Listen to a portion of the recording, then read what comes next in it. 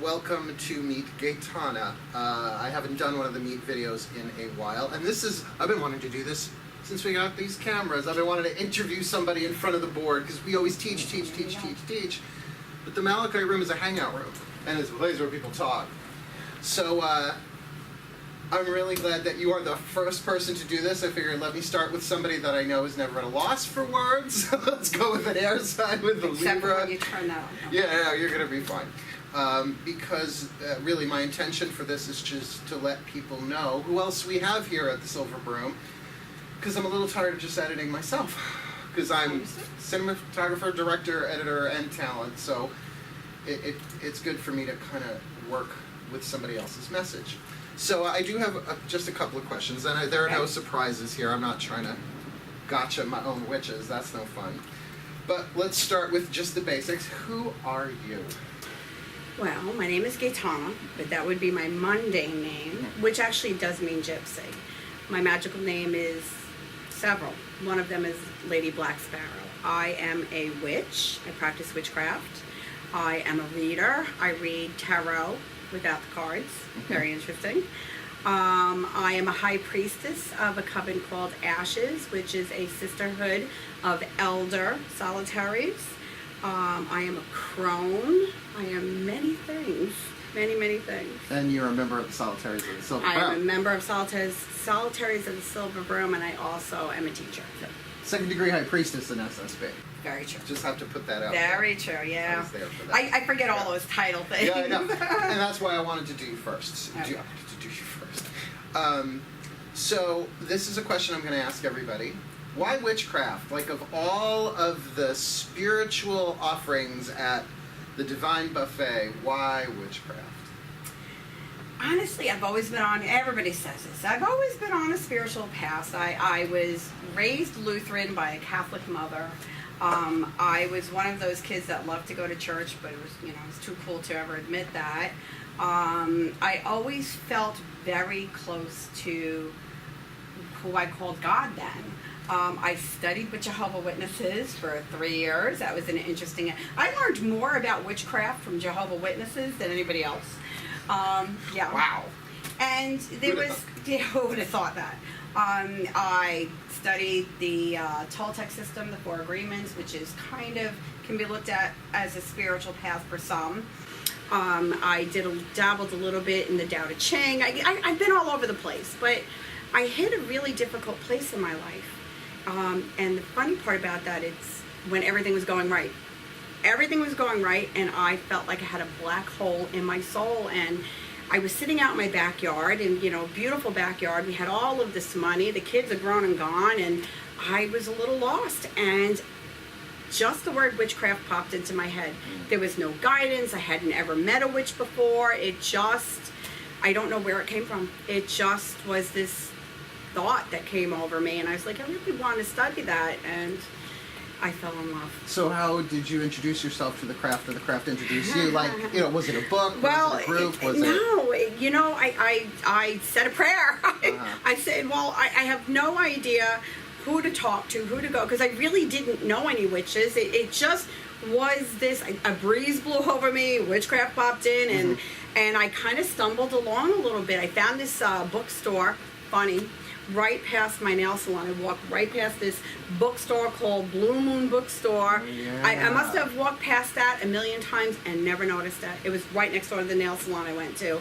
And I noticed it, and I went in, and I'm not sure that they actually practice witchcraft there, but they did give me a little bit of guidance. Then I think I was looking for books. They didn't have them in the library. I couldn't find them anywhere. It was not excessively long ago. I think it was like 2001. Right, so the early 2000s. Okay. Yeah, it was already 2000s where I started formally studying. But as a child, you couldn't keep me in the house on a full moon.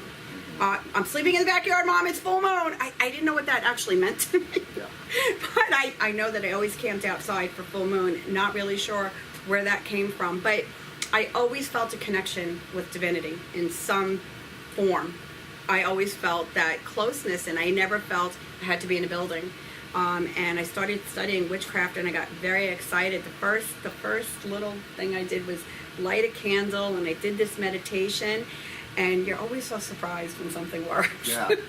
Do you know, all these years later, I'm always so surprised when something works very well. You know, it's, oh yeah, that's right, I can do that. I lit that candle and I felt this sense of peace come over me. And for me, it was about religion. It was not about the science part of it. That was secondary, and it still is. It's still, sometimes I completely forget to do a spell to get something in the mundane world that I need or want. No, and every time I do that and it works, I'm surprised. But it's a pleasant surprise. Cool. So, a question that we didn't discuss before, but I think folds into this really well. What got you in the front door here at the Silver Broom? How did you find us here? Oh, you know, well, I started putting myself out there and finding these shops, and I found a flyer, and I took some classes. And every time I took a class, they were trying to recruit me. And I swear I would never join a coven. This was a very... yeah, Ooh, we've been we tackled. It was a very personal path to me, not something I felt I could share with anybody. And I didn't want to join a coven, and I wanted to take classes, though. I wanted to connect with like-minded people, and you know, it was really kind of before the internet hit so big, and it wasn't techie anyway. And I found Witch Box, and then I found this, and I said, oh, you know what? Before I go and get started with anybody again, let me go and take a look. And I came and I met Kathy in the store, which I swore I'd never do that either. And she said to me, I think you found a home here. I said, oh no, I just want to take classes. And I found a family. I found my family here. Wow. I took the witch class cycle 1, which was extremely educational. The basics, that's what I teach too. Basics. You can never revisit the basics enough. And I got to know some people, and even then I was still a little leery, but I just loved the company, and I loved the support for me to do it my way. And that's what really brought me through the door even more. That I wasn't being told how I had to do this or when I had to do it, and it had to be done, and I had to show up for all these things. I was given a family, and I was told, we're here. We're here to help you. We're here to support you in any way and manner that you want to do this. And that we can. Yes. We're not paying your bills because we're witches. Yeah, that's true. Excellent. Very true. Great. So, next question. You're prepared for this one. You said that you're a crone. Now, that word has many different meanings to different people. What does crone mean to you? Like, you can give me textbook if you want. I don't want to give you textbook because I'm gonna Like, everything's so personal. step out of textbook because that's just who I am. Well, in textbook there are supposedly 3 stages of a woman's life. I beg to differ. Okay. I can't remember the author's name, and I met her and spent wonderful time with her. At women's She's not gathering. here right now. No, so she's not. It's all good. But I was introduced to the theory of 4 stages of a woman's life, and that would be maiden, mother, queen, and crone. I agree with you. And I completely agreed with that because I've been a grandmother since I'm 40. Okay, let's leave it. Something like nice that. Round numbers. Somewhere good. around like that. And that's young. That was young. I didn't feel like a crone. I still, at times, I still have that energy in the queen years. But to me, a crone means you're handing over the mantle and you're ready to start the phase of your life for yourself. It very is self-indulgent. It's, what do I want to do now? How do I want to proceed? Where do I want to go with this? How much do I want to give of myself? And how much do I want to sit back and watch others step up and grow into their motherhood, their, maidenhood, or their queendom? It's a place of wisdom, experience. You have some years behind you. It's a place of, who am I? Because I really believe that when you start your crone years, you know who you are. You know what you want. You've experienced enough to go, I'm good with this. I am so comfortable with who I am that you're just wearing this world like loose clothing. You're just kind of flowing through the years. That's beautiful. Yeah, that's what I aspire to do. I say that a lot at Sunday morning service. I want to wear this world like loose clothing. I did steal that from somebody, so if you heard it before, it's okay. Because skinny jeans are over anyway. Yes, they Who needs that are. shit anymore? Yes, okay. they are. So, how's your experience with ashes been? Now, not ashes as in something that has been burnt, but ashes. The Can you tell coven. us the ASHES what it means Yes, again? a sisterhood of elder solitaries. I also believe there are 3 stages of being a crone. There is. I haven't heard this. I'm into this. There are. If you meet the women in that run ashes, it's myself, which I am considered baby crone. It's They like call me baby Spice. crone. So you guys should totally Yeah. be like baby Yeah. crone and spicy crone. We have baby crone, we have mother crone, and we have senior crone. So we have grandmother crone. So I am baby crone. I really, truly am just wearing the mantle of crondom. Even though I could have claimed it years ago, I wasn't comfortable with that. I believe it was you that pointed out that, do you think maybe you're in your crone years? And Well, and I'm it was, clairvoyant with archetypal vision. yeah, What do you want? but you know, it really took you to point that out because I was really struggling with all this stuff going on. And the minute you said maybe you're stepping into your crone energy, and I recognized where I was, things got much easier. Yeah. I was like, oh, I get that. So they do call me baby crone. I'm sorry. I'm getting Emma Bunton flashes in my third eye. Oh my god. And we another one of the crones is Star, and she is definitely the mother crone. She wears that mantle very well. And our grandmother crone would be Kathy, and we're each in, you know, and if you want to do it by age, I mean, I'm in my early 50s, and Star's in her 60s, and Kathy's in her 70s. So there really is those 3 phases. And what we do in Ashes, we support women that are either stepping into their crone years, and every time you step into a new phase of life, you reinvent yourself. It's kind of, you go through it by fire sometimes. You don't understand why the world is blowing up and nobody understands me and why am I so pissed off at everything. It's usually because you're reinventing who you are. When you go from maiden to mother, it's a complete transformation. Same thing when you go into your queen years, and when you hit your crone years, it's this transformation, sometimes by fire, sometimes you flow into it. Usually me, forget it's always by fire. Everything's by fire with me.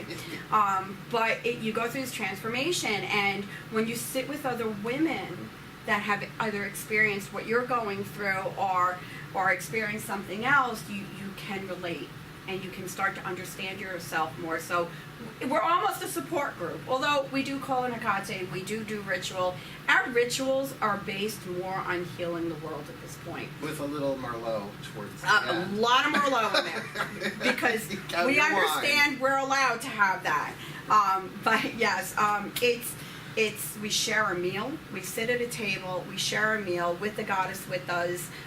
We do some kind of ritual to honor the wheel of the year usually, and each other. It's really a lot about honoring each other as well. We have a toast to each other at the end. It's a supporting. It's a conversation. It's a very different way to go about ritual because it's almost community. What's the word I'm looking for? Communal? That's the word. That's the word I'm That's looking my for. thing. Communal. It's just it's a gathering of like-minded spirits at that point, and we just discuss what's going on in lives. We give each other comfort. Magic? We do magic. We start every single gathering with a ritual, but our ritual is a little bit on the different side. We cast with salt. So we can move in and out. We share the meal. The gathering is done in circle. All of our rituals are pretty much about healing the world, about bringing to the world whatever the energy is needed. It's grandmother energy is all about healing. You know, we're all about giving and soothing energy. and band-aids and, you know, kiss the boo-boo kind of thing. But it's done with a lot of wisdom because grandmothers also face the world with the understanding that they have to learn their lessons too. I just have to ask, do you have hard candies in the bottom of your purse? do not. Then you are not in that third stage of Crone yet. No, you're not not yet. there. Just, that's No, I'm lucky if I can whip out a Band-Aid at this point. baby Crone. That's great. All right. So we're going to shift gears a little bit, and I told you to prepare for this because you do an aspect of spiritual work that a lot of people not only don't but are terrified of. Yes. So this is like, okay, shift gears. Talk a little bit about your work in crossing people over. Because you're such an effervescent, fun, bubbly, get on the back of a Harley and ride girl. Yep, Crone. just 560 miles. Yeah. So then that really, well, you're a Libra, so that's like, whoa, to balance that, you do stuff that really most people are terrified to do. You know, I'm gonna bring this up. I actually did not understand how many people are so afraid of death. We lost a coven member. Was it last year or a year before? Last year. It's lost only a year. many, but we've lost many, most but recent was last year I think that I don't know what prompted me to start speaking about my view of death. First of all, I was a nurse for 25, 30 years, whatever it was. What kind of nurse were you? I was one or the other. I was either a pediatric nurse or a geriatric nurse. I couldn't stand whining adults. Opposite ends of that spectrum. I could go either way. I spent the majority of my time in geriatrics. Even when I was a little girl, my mother thought I was a little on the odd side when we would lose a pet. I didn't respond, or my grandmother. I just didn't respond to death like others did. And I didn't understand that my perspective was so different until we lost this coven member, and I started speaking to some of our coven members that were expressing a fear of death, and I was rather surprised to realize that I have a very different understanding of what death is. To me, death literally is the next adventure. My perspective of death is the moment you shed this costume, the very moment you take that last breath, is the first moment you're going to really experience unconditional love and a full knowledge of why you were here and what you didn't lose. You know, the complete understanding that you haven't left your loved ones behind, that you're still here to support them, that there is no separation. And, oh, I just lit up like a Christmas tree. I spent so much time around people that were, passing over. See, for me, being a geriatric nurse was about helping them live and then helping them die. Helping them live the last part of their life with the dignity that they deserved. And then when it was time to pass, giving them the peace to go with peace. You know how many family members I had to say, just give them permission. They need to know you're okay. The moment you give them permission, I gave my mother that permission. You should have seen my family members. They thought they know what I do, spiritually. And they were like, what did you do? I said, we all told her it was okay. And the moment my father said it, he was the last in the line, said, Eileen, it's okay, you can go. She took her last breath. They all looked at me, horrified. It's like, I didn't do it. I was like, that was her. I said, this is part of the passing. And the understanding that I think I don't grieve like others because I know they're not gone. I still get hugs from my mother. If I need a hug, I get a hug. If I need a conversation, I get a conversation. Sometimes I get the smoke with it. Yeah, the smell of smoke will show up. But I know how to close my eyes and visit my mother. I shared with the High Priestess of Silver Broom. We were doing a Samhain. We were teaching. You can call her by name. Oh, Amy. Yeah. Sorry, I'm so used to not outing people. I know. I shared with Amy. We were teaching about Samhain, and she had said to me, she said she had just read something about going to the other side. That we know that the veil is the thinnest and, the dead come, but why don't we go to the other side? And we started speaking about that. And I said to her, I said, well, when I pray, I journey. I didn't know that's what it was when I did it, but I learned later on when I took a journeying class. I was like, wait a minute, this is how I pray. This is how I meditate. This is what I do. She's like, well, you journey. So I understood that. What I didn't understand until that very conversation with Amy, and she's like, really, is that I actually go to the other side all the time, but I had not an understanding that that's where I go. there is a place that I always go to, but there was this place, and then there was this darkness that I had never traveled to that extent. There's different degrees of the other side. Yes. Yeah. So I had said to Amy, she goes, really? I said, I never thought about that. I never thought about that cliff that I never wanted to step off of, except for when I float. And I was a little nervous about doing that. Maybe I want to explain that. It's good to have boundaries in your conversation too. So I decided to go past that boundary. And I had said, Amy, we'll do this together. She said, okay. I couldn't wait. I went home that night and did it. Yeah, it was very interesting. That night I experienced, I work with Gaetana a lot. She actually claimed me at one point. I've never had a goddess do that, but she did. She claimed me, and I'm happy to be working with her. Sometimes I'm a little frightened, but pretty much happy to be working with her. And I decided to go past that boundary that I knew that was there. And I didn't know it intellectually, I knew it instinctively. So she said, okay. So I had gone over, and I'm not going to go through the whole thing, but at the end of it, I had said to her, there was one point though, she did slap a key into me. She said, no, you have to go back. You can't stay here, because I didn't want to come back. And later on I understood what that meant. But before I left, I said, I would like to hug my mother. And I hugged my mother. I don't want to get emotional with this. I hugged my mother. And I hugged my grandmother. And I hugged her mother. And I hugged her mother. And you ever stand in that room with the mirrors, and it just goes on, the lineage. And I got to experience for a split second that unconditional love. And it was almost too much. It was overwhelming. It was just, there are no words.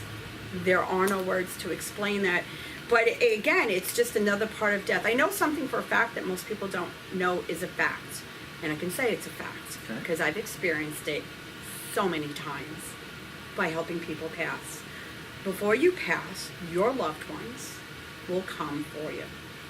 You will see them, depending on what kind of illness it is and how cognitive you are of this, you will know that they're there, and you will know that they're there before you pass. And I mean, it could be days, it could be months, it could be, you can experience this my mother had cancer. So she actually, she should have died way before she died. My mom, way before she died. She hung on for my dad. She should have been gone probably months before she passed. But she hung in there for that man. And I went over at home. She was dying at home. I kept her home, and she looked disturbed. I said, "What's the matter, Mom?" She goes, "Oh, you wouldn't believe me if I told you." I said, "So has Aunt Vera been here?" She goes, "How did you know?" My aunt had been one that passed, and I just knew it would have been one that had come for her.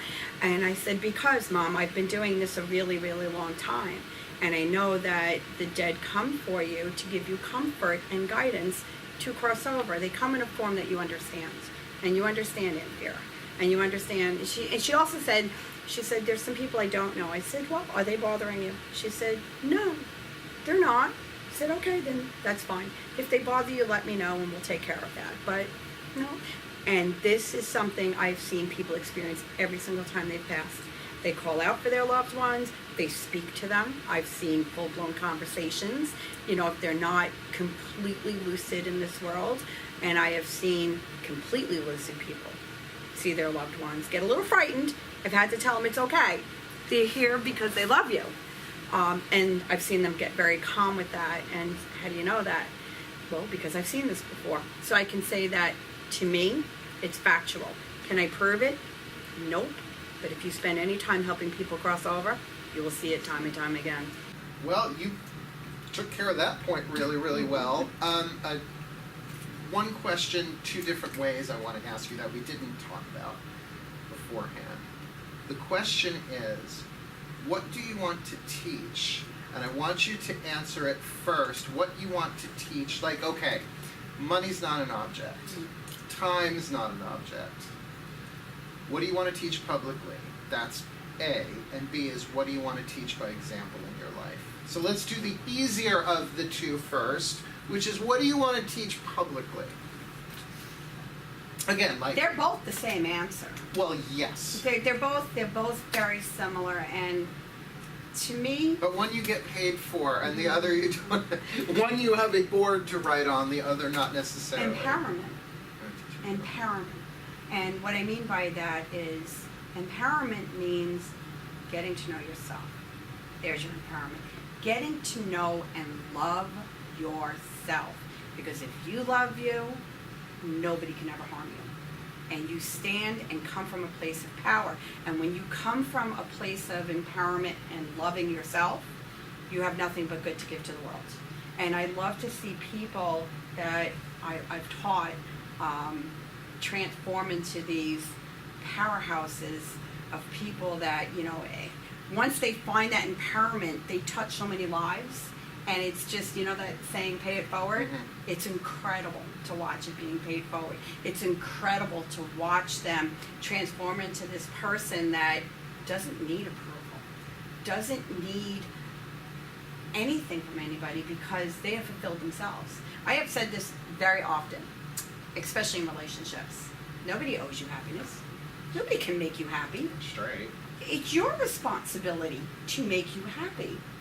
And the only way to do that is start by loving yourself. I hate that saying. Yeah. Nobody can love you until you love yourself. You know what? It's so freaking true, though. Well, it's a cliche. Most cliches It are is true. a cliche, but it is exceptionally true. And it's so funny because I spent a good majority of my life being empowered that way. Really liking who I was, really loving who I was. But I'm human. I went through, we'll call it, I don't know what you want to call it. I hate saying, the night of the dark soul, but I went through horrific transformation before my Crone dome. It was horrific. It was my entire world was ripped down to nothing. That sounds like Dark Night of the Soul. It was, I lost my finances, I lost my home, I lost my marriage, I lost my mother, I lost my son. That sounds like Dark Night of the Soul. Yeah, it was. How much more can you lose? But within that period of time, I didn't like myself. I didn't like how I responded to things. I didn't like, things that I had done during that period of time. And it was, cliche. I didn't like me and nobody else did. And the more I struggled to defend myself and I had to forgive myself. I literally had to forgive myself. And it took, and we're talking about a lifetime of empowerment. And it took me 5 years to heal and forgive those wounds that I pretty much caused. Yeah. So if you can teach empowerment to somebody, that's healing their wounds. That's me being the healer.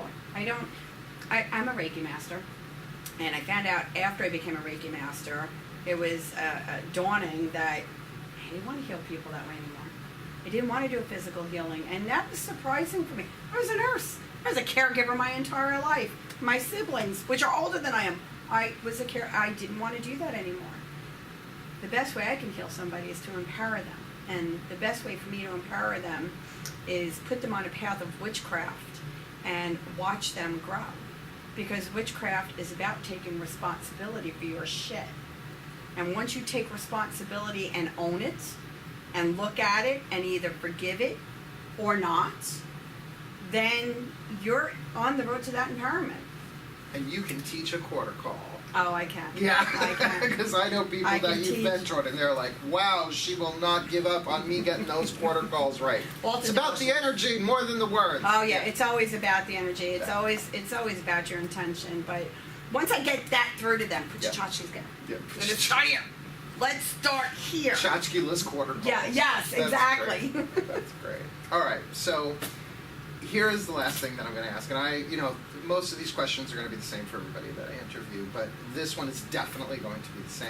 Okay. And it is, what is your prayer? Now, let me just clarify, because we have prayers, we have spells, we have meditations, we have rituals and ceremonies. As a witch, and now as a crone, when the shit hits the fan, or you get that feeling that the shit is about to hit the fan, what is your prayer? And I want you to deliver it right to that camera. as though you were giving this prayer to someone. Like, so that camera is somebody who the shit is hitting the fan or is about to. What is the prayer you would give them? So take a moment, take a breath. I'm not really good with the words, but I call these tools in my toolbox. Great. Give it. What tool am I going to pull out? And my most effective tool every single time is to hand it over to Goddess and say, okay, you know what? This is my lesson. Let me just respond to this lesson with ease. Just let me understand what I need to learn and move on, because I truly believe that my only control is how I respond to what's happening. And if my response is to take a step back, take a breath, hand it over to Goddess, and the moment I hand it over and say, whatever I need to know, whatever I need to do will come to me because I'm putting it in your hands. It always does. It's when I clench up and I go, oh my God, I can't believe this happened. That's when everything hits the fan. So let's boil this down. That's no longer a camera. That's someone who has come to you. What do? I need a prayer. I need something. I can't do long ritual. Shit has hit the fan. I got this. Tell them. This is what I would say. Close your eyes. Ground. Center. Pull all of your energy in. And all I want you to see in front of you, in your third eye, keep your eyes closed, is whatever makes divinity work for you. God, Goddess, all that is. And I want you to take this problem, wrap it up in a box, hand it back to the Goddess and say, I need your help. Give me the guidance that I need. Take this problem from me. Take a breath. Put your hands down. They're now empty. And know that everything's going to be fine. So motivate. Wow. I have to say, for a first time doing this, that was really good. I mean, for both of us, we're no longer interview virgins. No. I've never interviewed somebody like this You know, it's funny. I'm a public speaker, and I do Sunday morning service. I've done for how many years now? 12, whatever. 2-hour Sunday morning service, and I never prepare. And I do my prayer.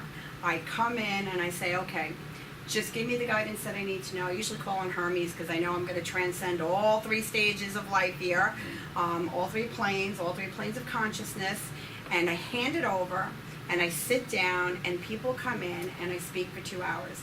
I was coming here today, and I'm like, I don't want to be on camera. I was so nervous about being on camera. I'm like, I don't know if I can do this. Gotcha. The prayer part was the hardest part for me. I could do that in Sunday morning service, I guess because, again, it's very personal. And to put it out on film was a little like, I don't know if I can do that. And here's why, because as we're going to wrap this up now, is that not everyone can get to Sayville, New York, in Long Island. That's very true. And what we have here at the Silver Room, I won't say is special, because I don't like that word, but I will say we are unique. We are. And look, if there were eclectic witches, churches, and temples dotted all around the country, wonderful. I want that, but I don't want to manage them. Yeah. This is enough Right. for now. But to make sure that people know that we exist. I like this because, even though I'm not really much of a camera person, how many pictures do you have of me? Not many. No, I'm not a camera with person. the Wonder Woman with the, Yeah.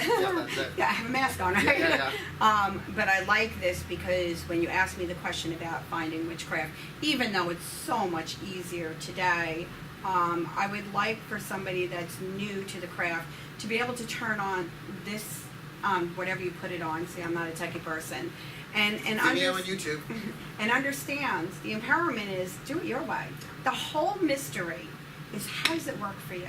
Because it works different for every single person. And just because you read it in a book, it's not the only right way. Do what you're called to do. If you light up, if you feel good about it, then that's the right way. And don't let anybody tell you it's the wrong way.